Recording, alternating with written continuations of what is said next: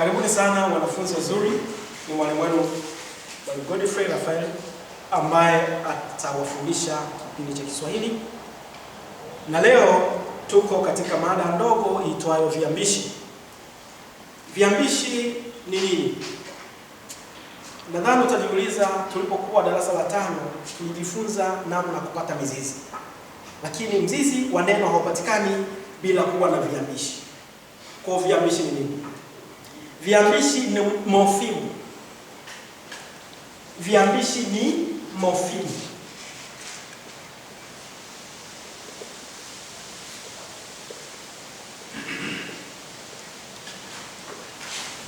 Na mofimu hizi husimama mwanzoni mwa neno au mwishoni mwa neno. Na neno hilo lazima liwe mtendo. Mara nyingi sana tunapotafuta mzizi wa neno katika madarasa yetu tunaojifunza kwa level tuliopo, maana yake tunaangalia matendo, na mwanzoni mwa tendo huwa kuna mofimu zinazoanza kabla tujapata mzizi wa neno. Kwa hiyo tunapotaja viambishi ni zile silabi au zile mofimu zinazokuwepo mwanzoni na mwishoni mwa neno, alafu kinachobaki katikati ndio tunakiita mzizi wa neno. Sasa tuangalie viambishi hivi vimegawanyika katika aina ngapi. Kuna aina mbili za viambishi. Aina mbili za viambishi. Aina ya kwanza inaitwa viambishi awali. Turudi kwa pamoja. Aina ya kwanza inaitwa viambishi awali. Viambishi awali. Na aina ya pili ni vile ambavyo nimesema vinapatikana mwishoni mwa neno hilo hilo. Kwa kama ni mwishoni, kwa wale wanaokumbuka, mnaweza kuniambia kisawe cha mwisho ni nini? Tamati. Kwa hiyo kiambishi cha pili ni vile viambishi vinavyoitwa viambishi tamati.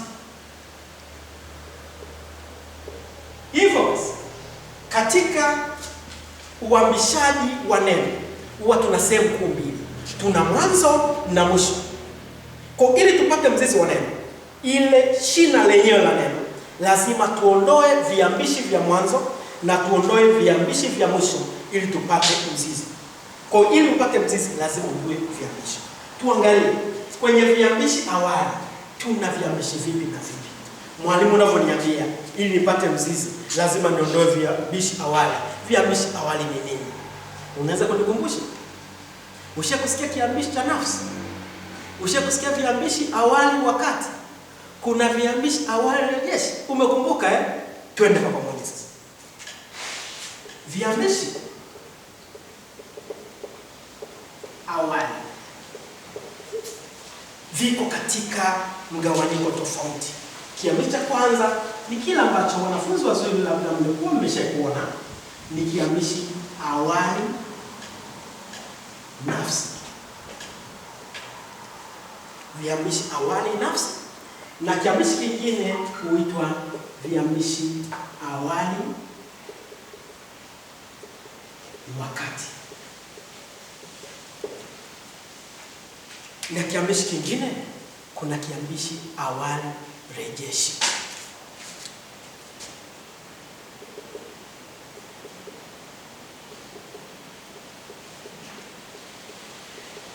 Na rejeshi hizi nimekuwa nikiwafundisha, kama unakumbuka, nisema rejeshi katika lugha ya Kiswahili, katika uambishaji wa jambo tuna rejeshi mbili, ambapo tuna rejeshi o na rejeshi e. Mtu akisema ambaye, ambalo, ile o na e ndio viambishi rejeshi. Kwa tutaona namna vinavyobadilisha neno. Sasa kuna viambishi awali vingi, lakini kwa kuangalia madarasa yetu yanayobadilika, leo nitafundisha hivi viambishi awali nafsi, wakati na rejeshi, alafu muda ukiruhusu tutakuja kuangalia tamati. Nia ni kuangalia namna ya kuchambua neno mpaka tupate mzizi wa neno. Haya, tuangalie mifano wanafunzi nzuri. Mtu anasema mtoto, anza na mfano. Mtoto anakula. Unaambiwa tupe mzizi wa neno anakula. Tupe mzizi wa neno anakula. Asa neno anakula lazima tuichambue mpaka tupate mzizi. Tutaangalia vitu gani? Tutaangalia viambishi vilivyoko mwanzoni ambavyo vinaitwa viambishi awali, na tutaangalia viambishi vilivyoko mwishoni ambavyo vinaitwa viambishi tamati. Tuchukue neno. Katika uchambuzi mzuri, ningependa nipate nafasi nzuri ili tuchambue vizuri. Tuangalie tuna a na kula. Tunaanza. Tukisema awali manake ni mofimu zinazopatikana mwanzoni kabla ya tendo kuu. Kwa sababu neno anakula ni tendo.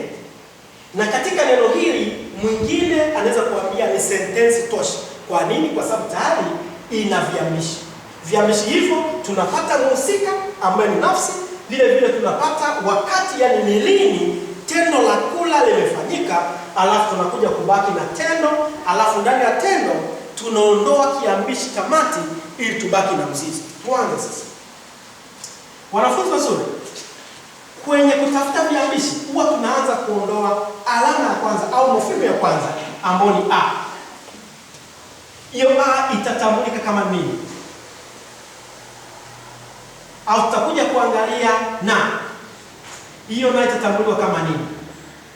Au tutakuja kubaki na kuli ili tubaki na kiambishi tamati. Kwa tunaanza a itakuwa ni mhusika ambaye ni nafsi ya tatu umoja.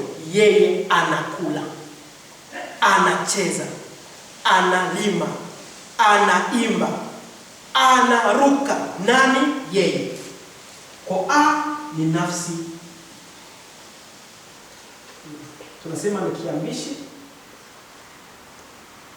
cha nafsi.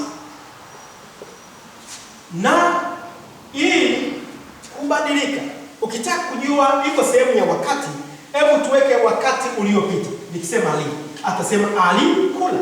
Nikisema me, tutasema amekula.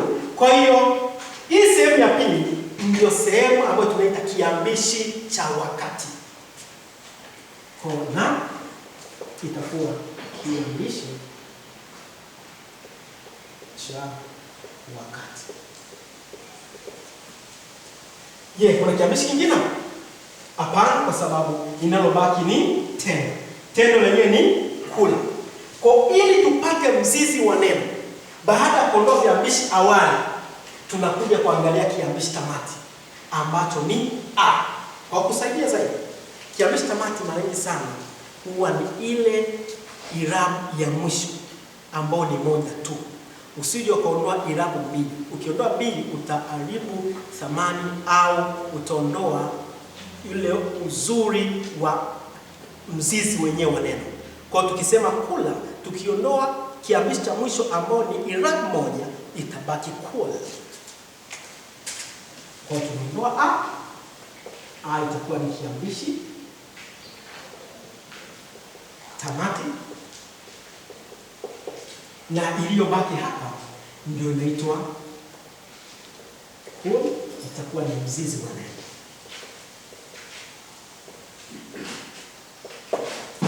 Kwa hiyo katika kujibu swali letu ambalo lisema tupe mzizi wa neno kutoka kwenye sentensi inayosema mtoto anakula, lakini mzizi siku zote huwa tunaangalia kwenye tendo, na kwenye tendo huwa tunaangalia, tukishapata hilo tendo tunaondoa viambishi awali ambao ni zile mofimu za mwanzo, alafu tunabaki na tendo halisi.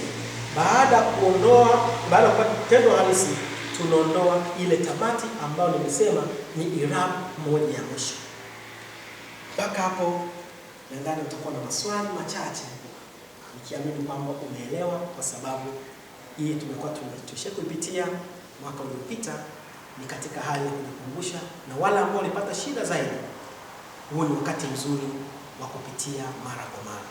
Nimefurahi sana na nashukuru kwa muda wako ambao umenipa. Ninaomba tuendelee kufuatilia. Tutakapofuata nitakuwa nanyi wakati mwingine. Asanteni sana, endelea kuchukua tahadhari kutokana na gonjwa hili la corona. Asante sana.